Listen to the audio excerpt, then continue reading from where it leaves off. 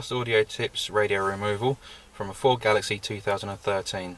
To remove this stereo we need the trim tool and a T20 screwdriver, which you can purchase online. Now to remove the stereo we have 4 screws holding the black panel, 2 at the top and 2 at the bottom. To gain access to those we need to remove the top panel here and the bottom panel around the gear stick. We'll start with the bottom panel first. First we need to do is to lift the small glove box up just underneath the armrest. Now if we start at the back of the panel, you can use your fingers to gain access and lift the panel up all the way along. Nearer to the front here we can start using our trim tool just to help lift it. Now we need to remove the top piece with the trim tool.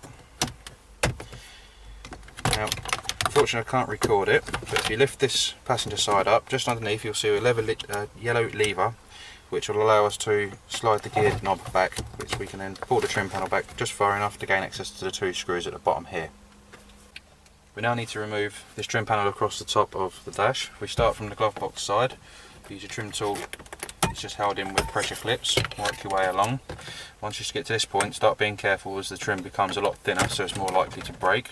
Just be very gentle and slowly prise it and work it forwards. Once prised forwards, you can unclip the 3 buttons by pressing the tab in at the bottom and sliding the plug out.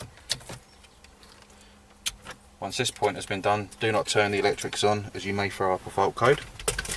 We now have access to all 4 screws to remove the outer panel, 2 here and 2 here, which are again T20.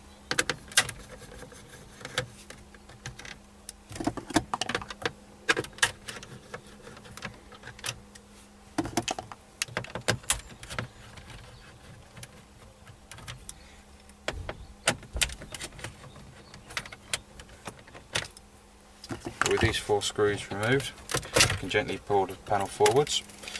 We now need to remove the clips for the heater controls, which have a small lever on. You need to press the small tab in front of the lever and slide the lever forwards.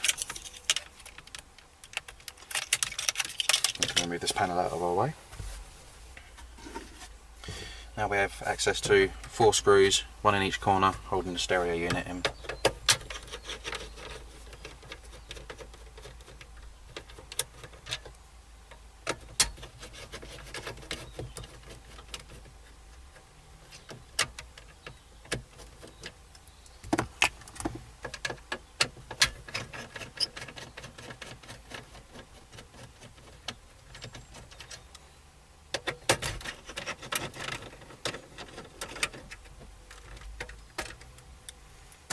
With the 4 screws removed, you can gently wiggle and slide the stereo out. On the rear of the stereo we have a quad lock connector.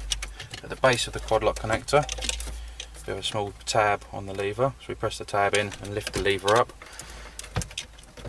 And we can slide that out. The aerial is on small Velcro connections which have a small tab on the very top of them. We press that to release.